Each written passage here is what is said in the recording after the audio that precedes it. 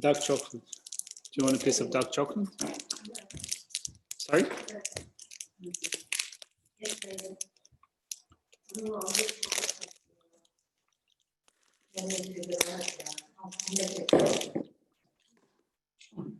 All right. YouTube is on. Sorry, people. Starting recording. Would you like some dark chocolate? All right. All right.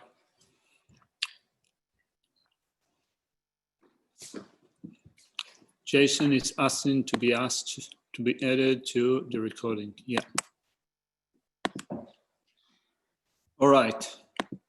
Let's start with the Heart Sutra, wherever it is. There it is.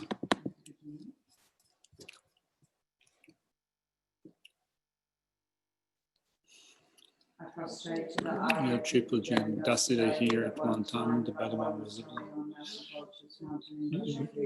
together with a great community of Bodhisattvas. At that time, the Bhagavan was absorbed in concentration on categories of phenomena called profound perception. At that time, the Bodhisattva Mahayana Arya Avalokiteshvara looked upon the very practice of the profound perfection of wisdom and beheld those five aggregates also as empty of inherent nature.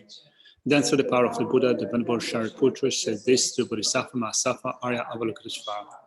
How should any son of the lineage train who wishes to practice the activity of the profound perfection of wisdom? He said that, and the Bodhisattva Mahayana Arya Avalokiteshvara said this to the Venerable Shariputra. Any son of the lineage or daughter of the lineage who wishes to practice the activity of the profound perfection of wisdom should look upon like this correctly and repeatedly, beholding those five aggregates also as empty of inherent nature. Form is empty, emptiness is form, emptiness is not other than form, form is also not other than emptiness. And when feeling, composition, factors, and consciousness are empty. Shariputra, likewise, all phenomena are emptiness without characteristics, unproduced, unceased, stainless, not without stain, not fulfilled. Shariputra, therefore, in emptiness there is no form, no feeling, no discrimination, no composition, factors, no consciousness, no eye, no ear, no nose, no tongue, no body, no mind, no visual form, no sound, no odor, no taste, no object of touch, and no phenomenon. There is no I element and so on up to including no mind element and no mental consciousness element.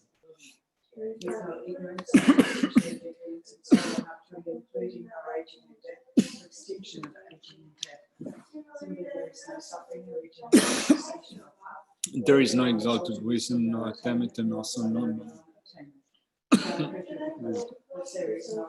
Bodhisattvas rely on dwelling perfection of wisdom, mind without obscuration and without fear. Having completely passed beyond error, they reach the end point of nirvana. Buddhas dwell in 3 times, also manifesting completely awakened to the unsurpassable, perfect, complete enlightenment, perfection of wisdom. Therefore, the mantra of the perfection of wisdom, the mantra that thoroughly pacifies all suffering, shall be known as the truth, since it is not false. The mantra of the perfection of wisdom is declared, Tayata Om Gate Gate Paragate Pada Samgate Bodhisoha. Shariputra, the Bodhisattva Mahayana, should train the profound perfection of wisdom like that. Arose from that concentration and commanded the Bodhisattva Mahayana Arya Avalokiteshvara, saying, well said, son of the lineage, it is like that, it is like that. One should practice the profound perfection of wisdom just as you have indicated, even the Tathagatas rejoice. The Bhagavan had been thus spoken, the Venerable Shariputra, Bodhisattva Mahayana, and those surrounding in time, along with the world of gods, humans, asuras, and Gandharvas, were overjoyed and highly praised that spoken by them.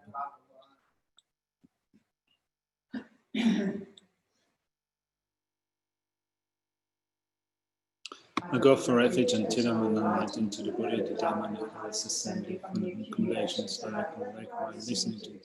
May I attain this state of Buddha to be able to benefit also. I go for refuge until I'm enlightened to the Buddha, the Dhamma, and the highest assembly and accumulations. I collect by listening to the teachings. May I attain the state of Buddha to be able to benefit all sentient beings.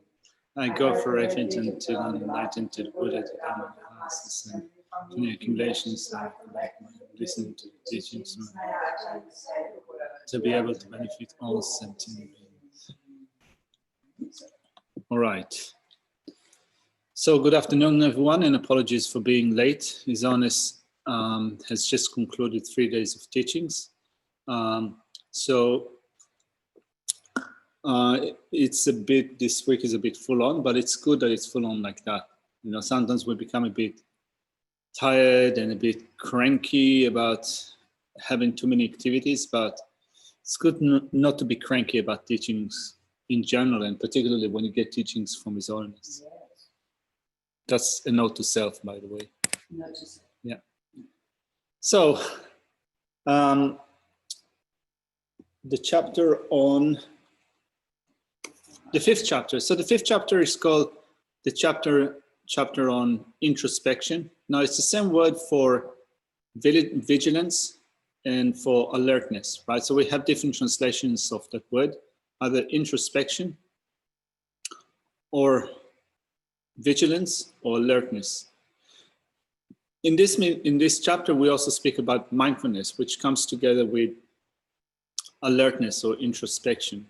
So this chapter teaches ethics, but it teaches ethics through, first of all, teaching how to develop mindfulness and alertness. So what I wanted to do today, and I don't know if we'll finish that today, but what we'll do, let's say today and also in the next session, is to look at a presentation of the perfections that Geta Dhammarinchen gave in his commentary, just to make sure that we have the nature of the perfections pinned down and also the different divisions of the perfections. Also, I've added some details from Lama Tsongkhapa's Lamrim Chenmo that explains the way that some of the perfections are brought to completion.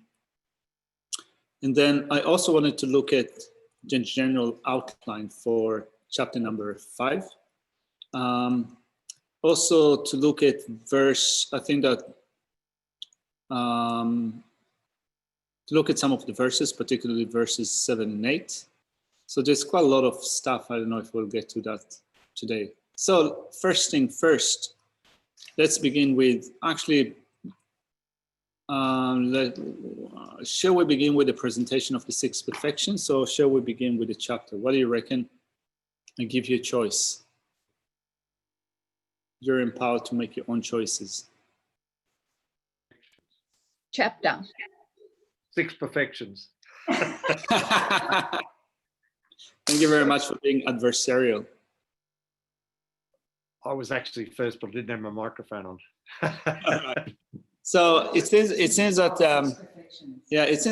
we have a majority vote for the 6 perfections. So let's do that. So let's just quickly look at what Geta Dhammarinchen says at the beginning of his presentation. So before we do that,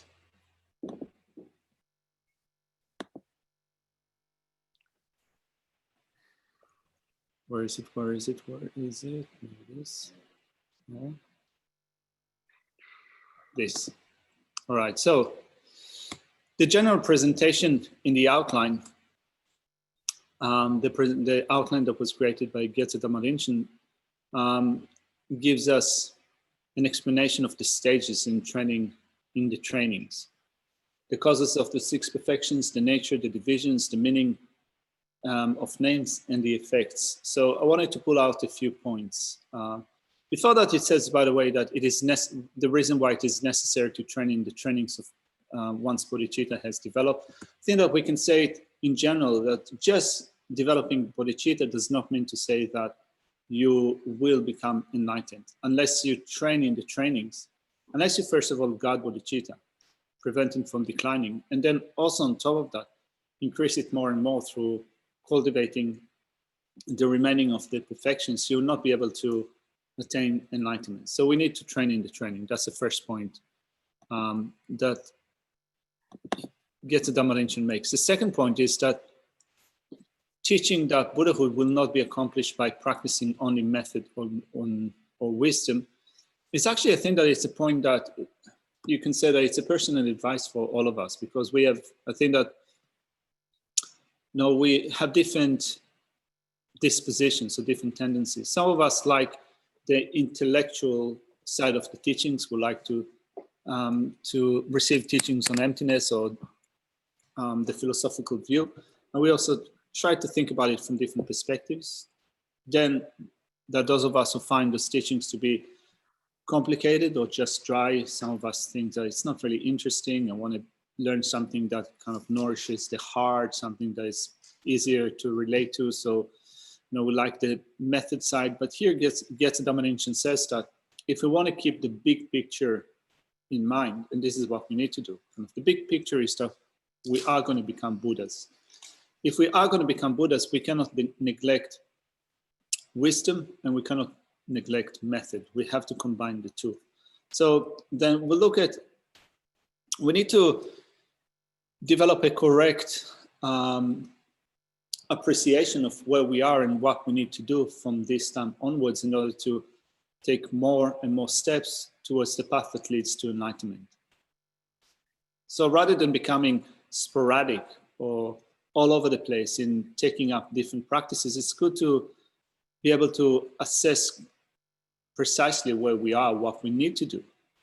First of all, to build up knowledge of method and wisdom, and then to develop stage by stage the integration of the two, so that will lead us to, at the end, attaining the state of Buddhahood. So this is, I think, the import of the second point, teaching that Buddhahood will not be accomplished by practicing only method or wisdom. Then explaining the stages of training in the training. First off, let's look at what Getze-Dhamma Rinchen says. Let's look at the causes.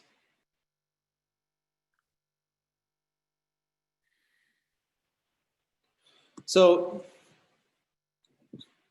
the cause of bodhicitta that is held by method and wisdom and focused on the three baskets of the Mahayana teachings and depends on the independence on the special Mahayana lineage, and the condition is a Mahayana teacher. So,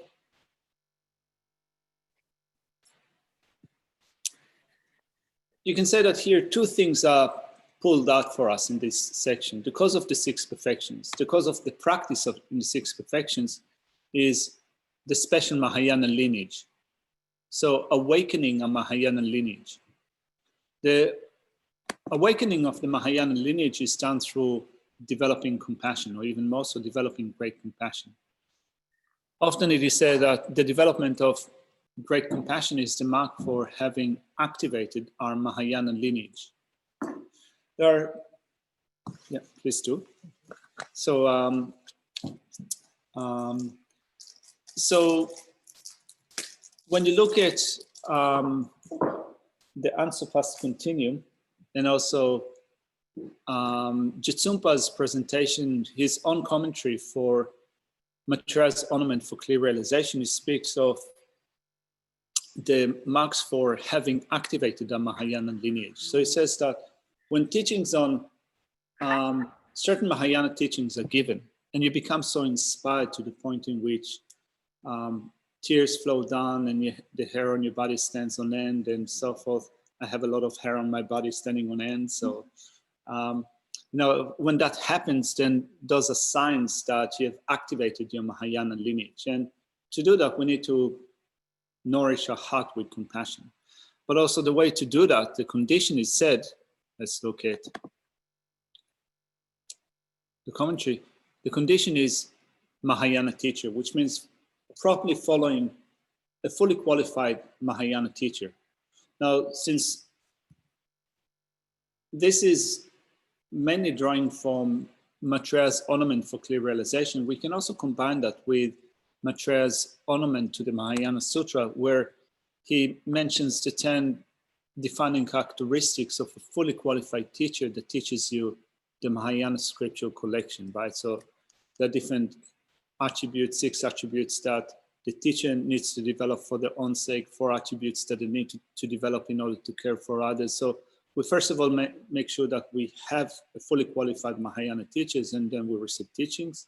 We properly go for refuge. That's in general the way to activate a lineage in general, either as Hinayana practitioners or Mahayana practitioners. So we do that by properly going for refuge, properly relying upon a spiritual teacher. And then we also train in compassion in order to awaken the Mahayana lineage. So these are said to be the causes for bodhicitta. Sorry.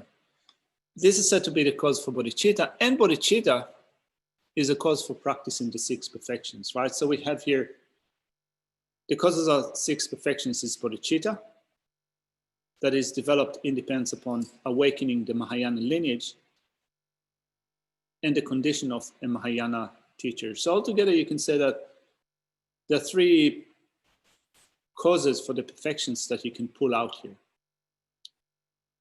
Method and wisdom, focusing on the 3 baskets of the Mahayana teachings. And that is done in dependence on a special Mahayana lineage, great compassion, and the condition of a Mahayana teacher. Any questions?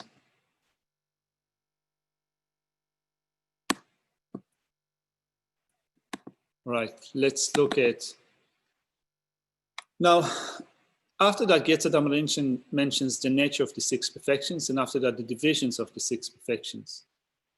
Now, what I did in my class notes, and I have uploaded the class notes to the Dropbox, so you can already have it on your devices, but I'll put it on the screen. Is it this? Yeah, so in the class notes, I summarize it in the following way.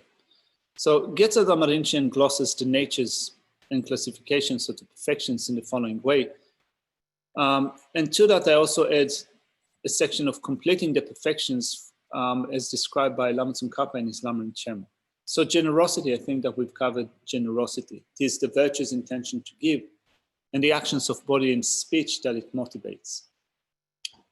Also, as we have spoken of before, there are 3 types of generosity: material generosity, generosity of giving the Dhamma, and generosity of giving fearlessness.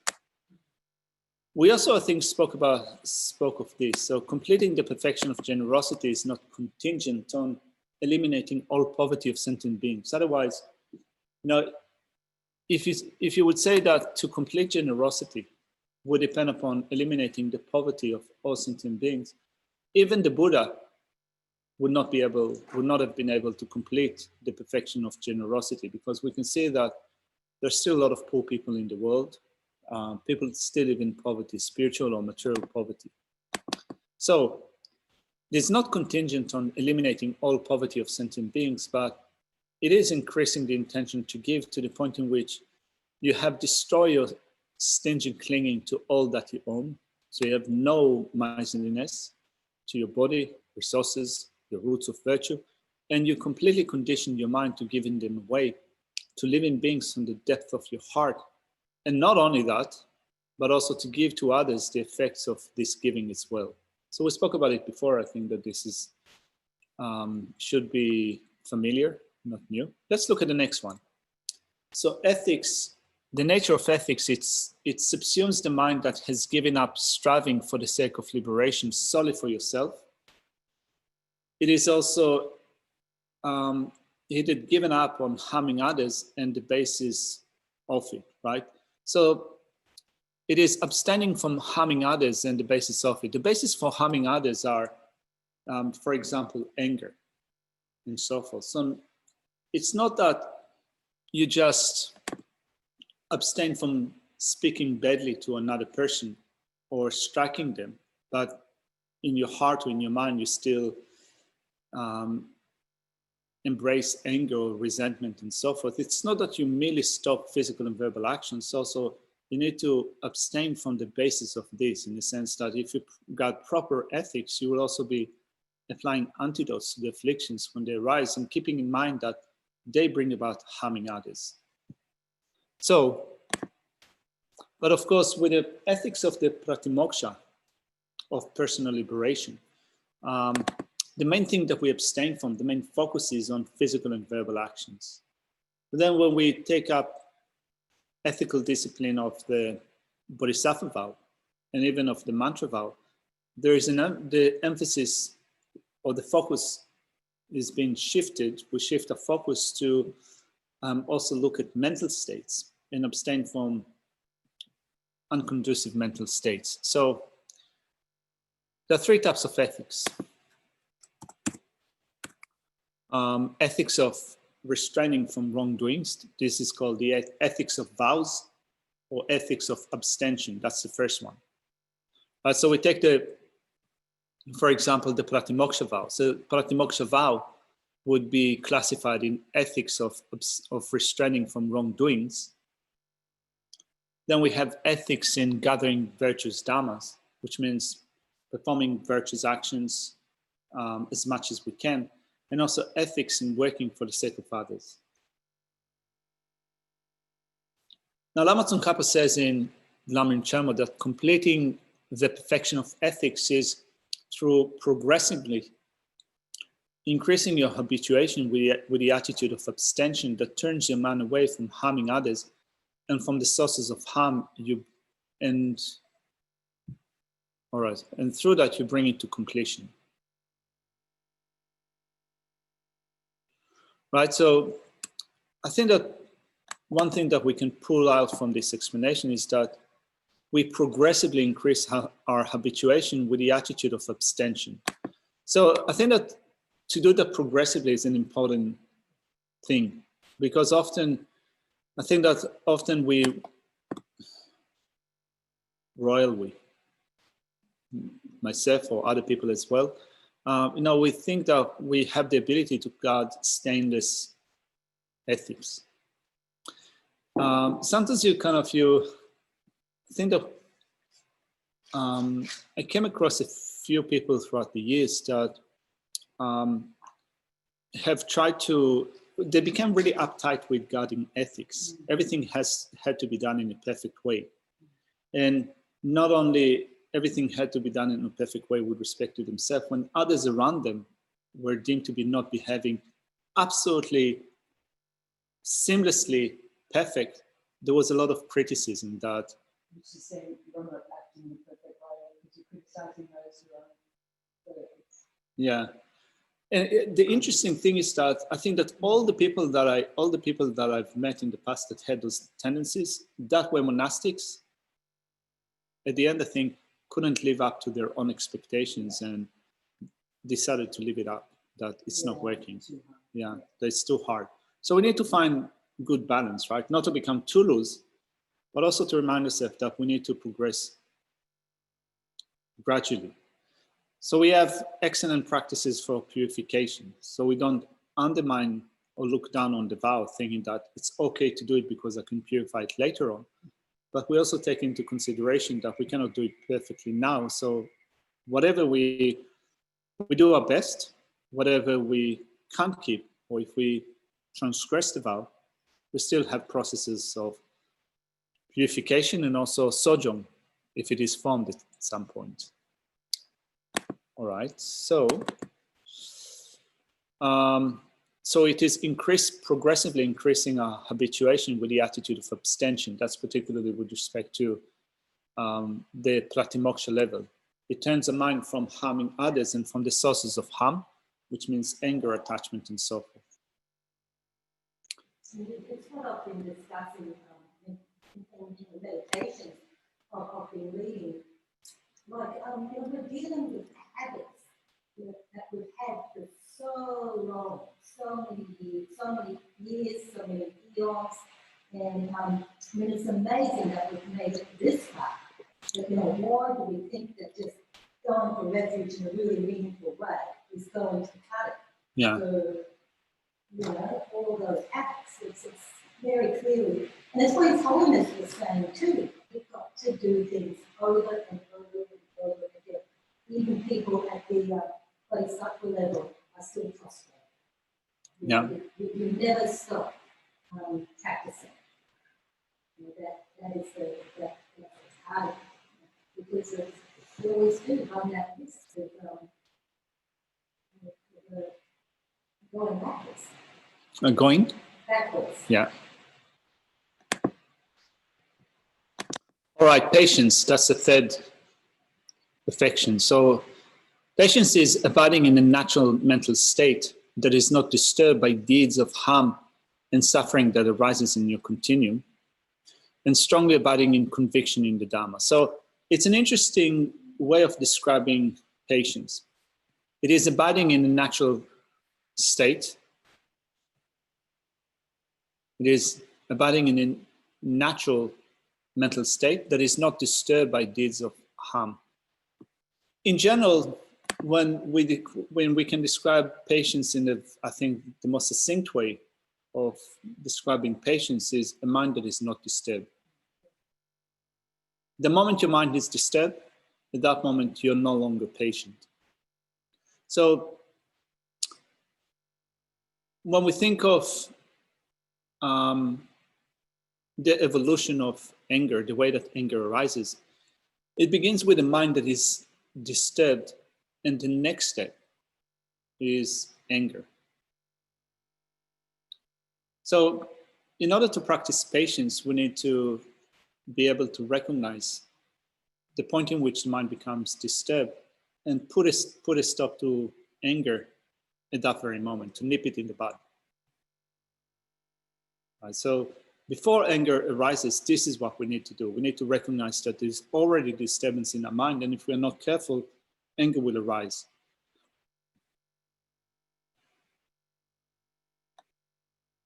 Graham says sometimes we need to actually do something positive to help or protect others. And such actions also example of ethical behavior. Yeah, there's ethics in gathering virtuous actions and ethics in working for the sake of others. These two are divisions of the perfection of ethics. So you're correct, Graham. I mean, ethical behavior, particularly when you consider a bodhisattva's ethical behavior, a bodhisattva that is aiming at attaining the state of enlightenment for the sake of others. So working for the sake of others would be also in protecting others, would also be included within their ethics. This is what they need to do.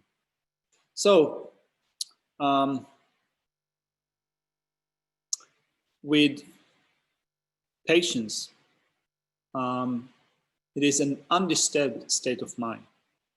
Sometimes we have, I think that sometimes there's a confusion between being upset and being angry. So you see a certain situation and it upsets you. It brings about a certain disturbance in your mind. It doesn't mean that you're already angry, because anger is involved with the intention to harm. Right? It is malice, it is, I don't know if vindictive is the right word, but it is a harsh mind that wants to strike, to take arms, weapons, and so forth. So you have a mind that is upset in the sense that it is disturbed. But when you recognize that, then you can first of all cultivate patience, but it's not merely abstaining from action. You can actually prevent anger from arising and act in a way that is more constructive. Easier said than done, isn't it? So there are different types of patience. We will cover that when we look at the 6th chapter. So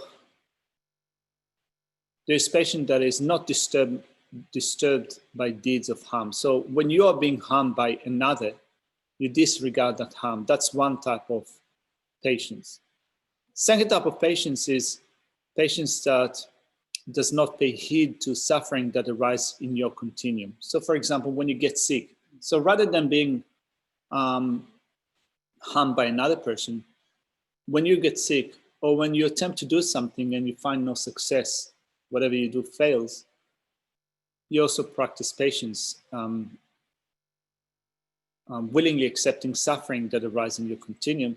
And you also have patience of strongly abiding in the conviction of the Dharma. It's called, I think, in the Lam Chemo, patience of certitude about the Dharma. You're certain about the Dharma. So Sometimes it's a patient practice, which comes back to the progressive step by step. You know you're in there for the long haul. yeah, I guess that's the certitude. You know you're in there for the long haul and just sort of slog away. yeah. But is that the same as the suffering and patience? No, that suffering is being sick. Yeah, so patience that is not disturbed by deeds of harm, that's normally by someone that is harming you. Then patience that pays no heed to suffering that arises in your continuum is normally when you've experienced sickness or pain and so forth. And strongly abiding in the Dharma. Interestingly, and we'll cover that later on when we'll look at the 6th chapter, this famous analysis, and I think that all of you have heard it, about analyzing what happens when someone strikes you with a stick. I think that it comes under the banner of patience of cultivating certitude about the Dharma. Anyway, we'll look at that later. I think that this is as far as I remember. Yeah. We'll look at that later. Maybe I'm wrong, but yeah. So then there are 3 types of patience. Patience of disregarding harm done to you, patience that willingly accepts suffering, and patience of certitude in the Dharma. This is how it is translated in the Lama Rinpoche. Then Lama Tsongkhapa adds to that completing the perfection of patience is to complete, your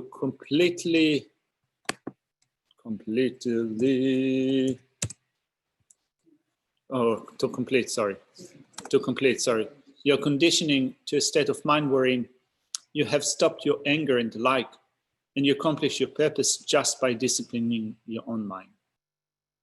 Quite nicely, isn't it? Yeah. Nicely said. Where you have stopped your anger and the like. All right, let's look at joyous effort. Joyous effort is the mind that strongly delights in gathering virtue and acting for the sake of sentient beings, and the moments of actions of the 3 doors that it motivates.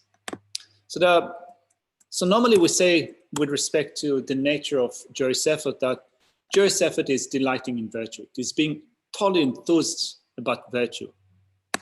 So it strongly delights in gathering virtues in general, virtuous actions in general. Also, particularly here, since we're looking at the perfection of joyous effort, it also delights in acting for the sake of sentient beings. But also you can include under the banner of joyous effort, the movements of actions of the 3 doors that it motivates, because joyous effort in general, it is a state of mind. If you strongly delight in virtue, or if you become enthused about virtue, it is joyous effort. But it seems that here you include also the actions of body and speech, because if you become truly enthused about certain virtuous activities, it's not that you will just sit and rejoice in those actions. You will also kind of rise up to the challenge and do them. Like reading a tutorial, teaching. Is that what you mean? Or physically helping others? I thought all of the Bodhisattva deeds, actually. Yeah, all of the Bodhisattva deeds. Now, yeah. I mean, so this is interesting, because then when you look at an extensive explanation of the 6 perfections, there is the practice of each one of the perfections within the 6 perfections. So you have, for example, joyous effort in giving, joyous effort in ethics, joyous effort in patience and so forth. So you strongly delight in those practices. Then we have the perfection of absorption. It is the mind that remains single-pointed on any single suitable virtue's focus. So in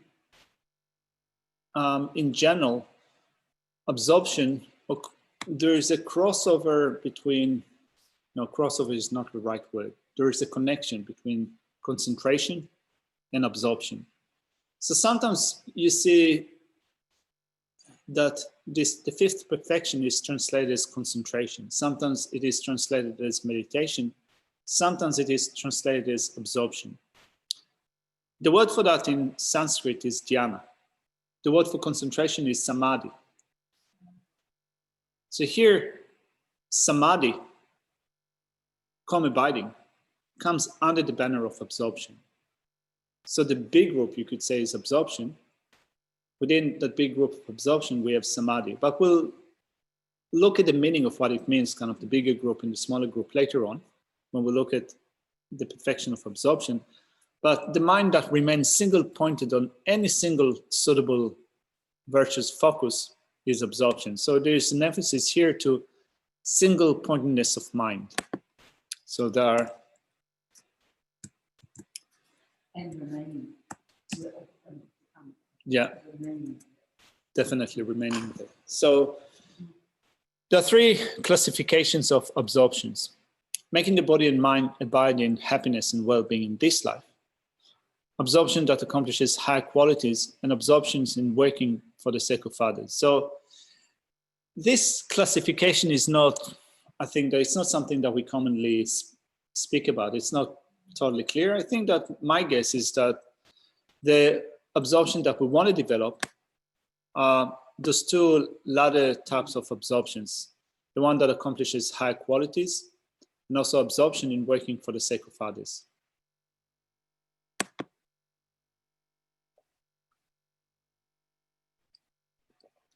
Lastly, we have wisdom. So the nature of wisdom is observing the ultimate or the conventional.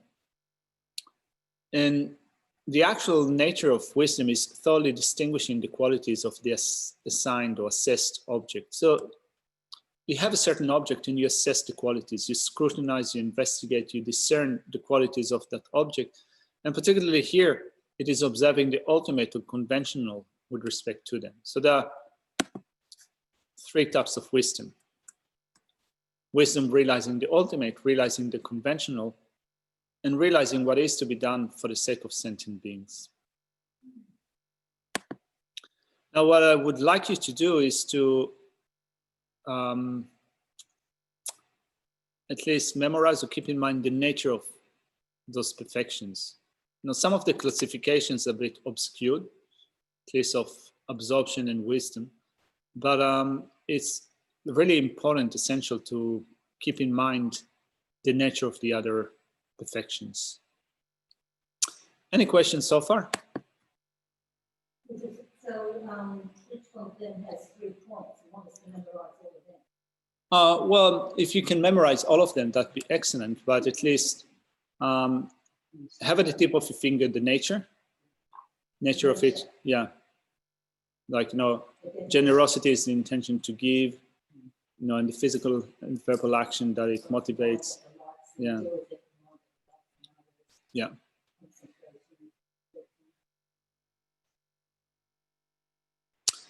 Then let's look at the structure of chapter 5. So chapter 5 teaches the perfection of ethical discipline. It teaches also some parts of the perfection of generosity through teaching the ways of giving in the section of ethics and working for the sake of sentient beings. But in general, still, when we look at chapter number 5, it teaches the second perfection, which is the perfection of ethics or ethical discipline. Now, Getze says in his commentary, when he explains the names of the perfections, he draws upon he looks at the names for the perfections in Sanskrit, and he says that ethics is coming from the Sanskrit word shila, which means coolness, cooling down the heat of the afflictions. When Tibetans translated ethical discipline into Tibetan, they chose a different path. The word for ethics in Tibetan is tsultrim. So any one of you who is called tsultrim, we don't have tsultrim in this room, but sometimes too, and sometimes too. And we have also maybe people at home that are called tsultrim. So tsultrim is ethical discipline. Now, the word tsul means the way, and trim means rules or guidelines. Altogether, when they are put together, it seems that the meaning of that is that rules or guidelines that are connected with the natural way that things exist, right? So you behave ethically in relation to the way that things exist. So for example, you abstain from killing, stealing, sexual misconduct, because those things are negative by nature. So you have certain guidelines that are connected with the way that things exist, with the nature of things. That's the way that ethical discipline was rendered into Tibetan. So when we look at a detailed explanation of the way to practice, what I did was I contracted the big outline to a few points. I think that it gave a good idea about the way that Shantideva explains that. So, what I found interesting is that he spent a fair bit of time introducing the importance of it. of Yeah, yeah. And the reason why he does that is found at the beginning of the chapter. So basically what he says, and I think that this is what Geshe said at the beginning of the session, he said, so far we have taken, we've looked at taking the mind of enlightenment, chapter number 1, 2, and 3. Then in chapter number 4, we looked at conscientiousness, which meant that we need to be conscientious about guarding bodhicitta and guarding the training. How do we guard the training? We guard the mind. So it's like chapter number 4 is leading to chapter number 5. If you need to guard the mind of enlightenment, if you need to guard the training, you need to guard the mind. How do you guard the mind? You guard the mind with mindfulness and alertness. So guarding the mind is what is found in the beginning of the chapter. So Shantideva, I think that's the reason why Shantideva spends, I think, 7, 8 to 9 verses just speaking about guarding the mind.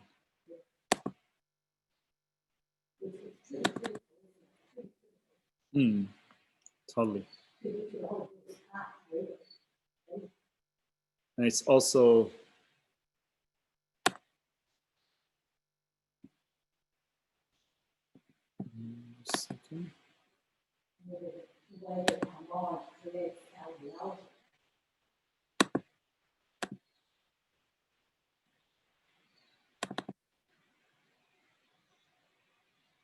all right, so a detailed explanation of the way to practice is following the following outline. So we have, first of all, the method for guarding the training. So remember that in the previous chapter, chapter number 4, was guarding conscientiousness with respect to bodhicitta, and then guarding conscientiousness or maintaining conscientiousness, cultivating conscientiousness with respect to the trainings. So here, Shantideva begins with the method for guarding the training. It says you need to guard the mind in order to guard the training. Through guarding the mind, you will come to guard everything. Then explains the reason for stating that. This is what we've been looking at today. So after it says that the method for guarding the training would be to guard the mind, then it says the method for guarding the mind, that's the next step, is to guard mindfulness and alertness. And he gives us a presentation of how you guard mindfulness and alertness, or what is the meaning of them, sorry. And then in the third point, he explains how to train in the conduct of guarding the mind by means of mindfulness and alertness. So again, if we just look at that in general, in leading up from chapter number 4, chapter number 4 says that we need to be conscientiousness with respect to the mind, to bodhicitta, and with respect to the training. Chapter 5 says that if we need to be conscientious, this is what we do. We need to guard the mind. In order to guard the mind, we need to guard mindfulness and alertness. This is what they are. In order then to put them into practice, then Shantideva at the end explains how you guard mindfulness and alertness with respect to your activities of body, speech, and mind. So this is the general structure of chapter number 5.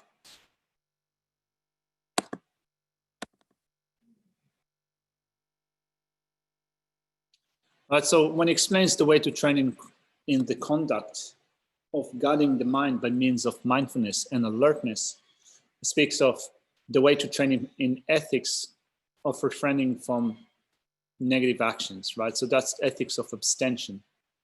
The way to train in the ethics of gathering virtuous dhammas, and the way to train in ethics for the benefit of sentient beings.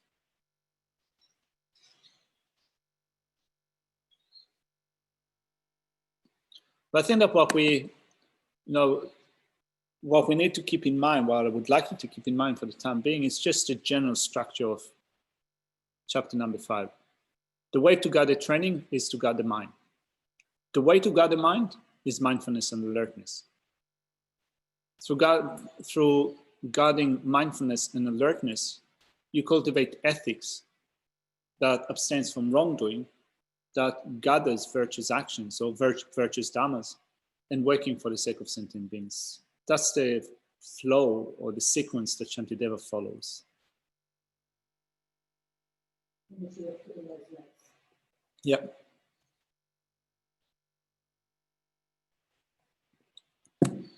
Which hopefully will come to us via. It is on the Dropbox, and it will also come to you by email. Yeah, because you have issues with the Dropbox, so maybe the Dropbox has issues with you. All right.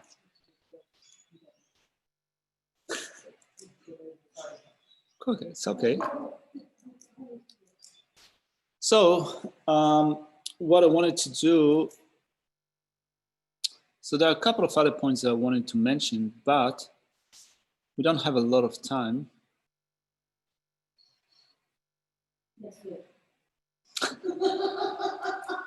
Well, I'll give you since this is a democracy, we live in a democratic system, I'll give you now a couple of choices and you're empowered to decide to choose. So there is one point that I wanted to pull out from the verse that says that the mind is the creator of all. Who created the hells and blah, blah, blah, it was created by a negative mind. We can do that. Negative mind. Or second option is to cover the 14th secondary offense. What would you like to do? 2, second option. Donna says, all right, cool. All right. Third option, early mark. Hell one, hell no. All right. I'll start with the verse. Yeah, maybe I'll do it quickly. Let's do it quickly. Dark chocolate. All right. So, all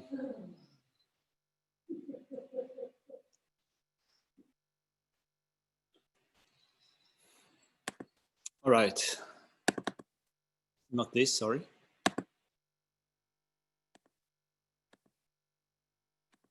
Let's do it quickly. Otherwise, people will kill me here.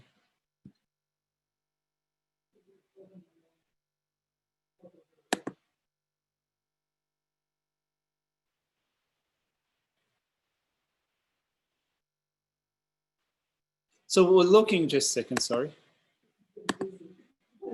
Yeah, I know, I get dizzy also. So we're looking at the statement, by guarding the mind, one comes to guard all. That's what Shantideva says at the beginning. Then he provides the reason for saying that guarding the mind, one will come to guard all. So he provides this. So there's a scriptural citation. Basically, it says, because it says like that in scripture.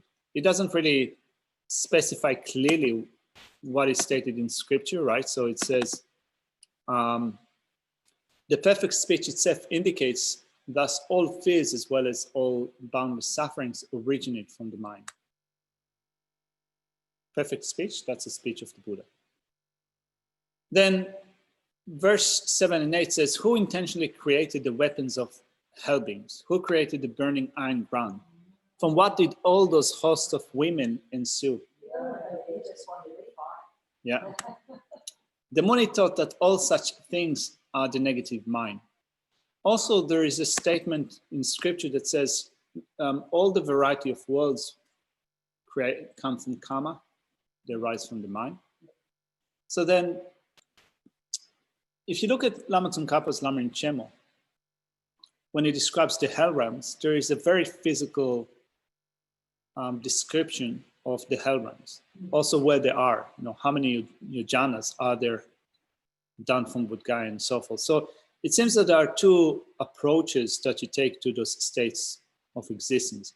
Are they physically created by the mind?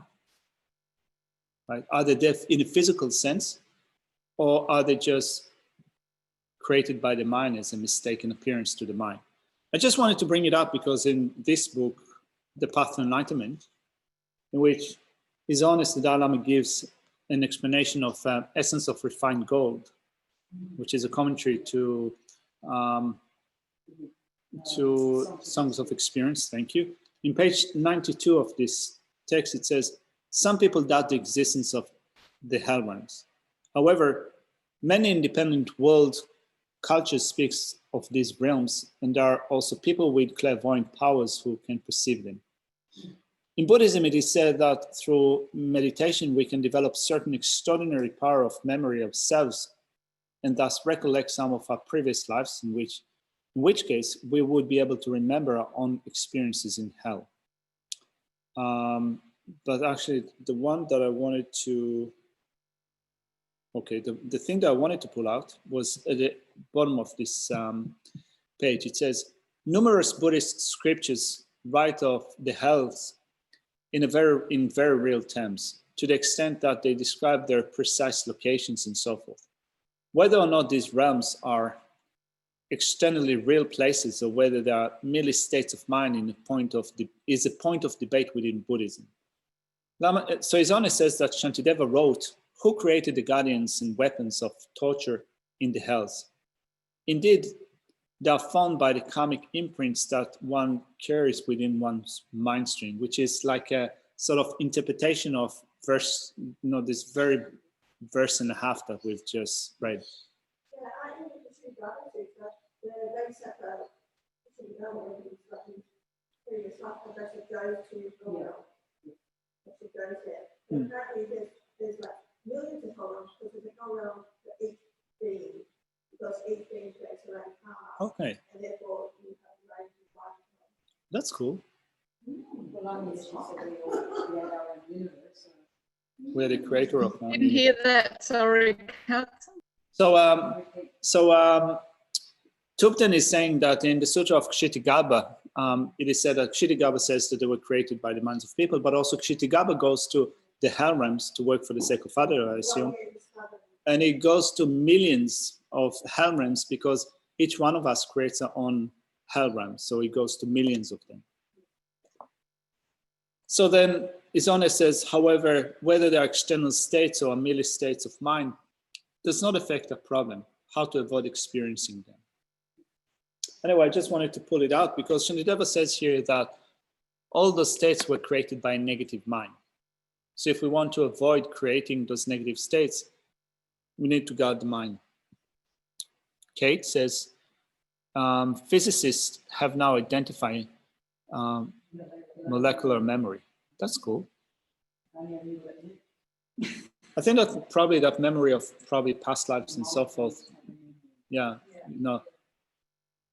I mean, this is interesting because you have, I think that I've read a while ago that there are also post-traumatic syndromes that are inherited.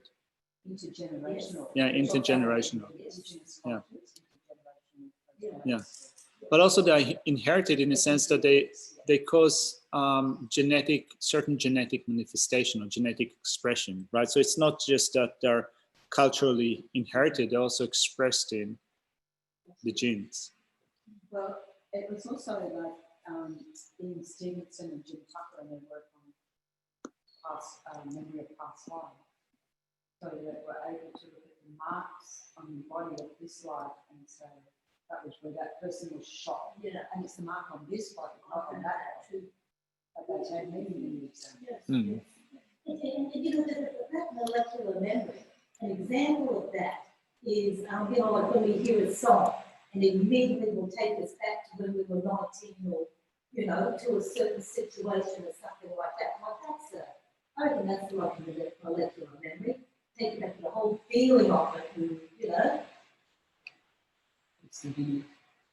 When you were singing Bonnie Tyler, I was always saying other things. Total Eclipse of the Heart.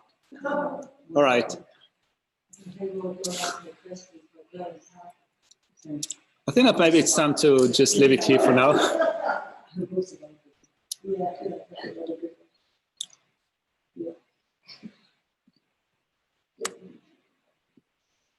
Shall we leave it here for now, or? All right. We still have another session today. So thank you very much, everyone. I'll send you the review questions tonight or tomorrow. Sorry? No, actually, that means I need to do something about it. Okay, thanks, Gartson. Thank you. Dedication. May I quickly become Guru Lord Buddha and lead each and every sentient being to his enlightened realm because of this. Because of these. May the supreme jewel Bodhisattva, which is not a reason arising, and that which is a reason never diminish but increase more. And more.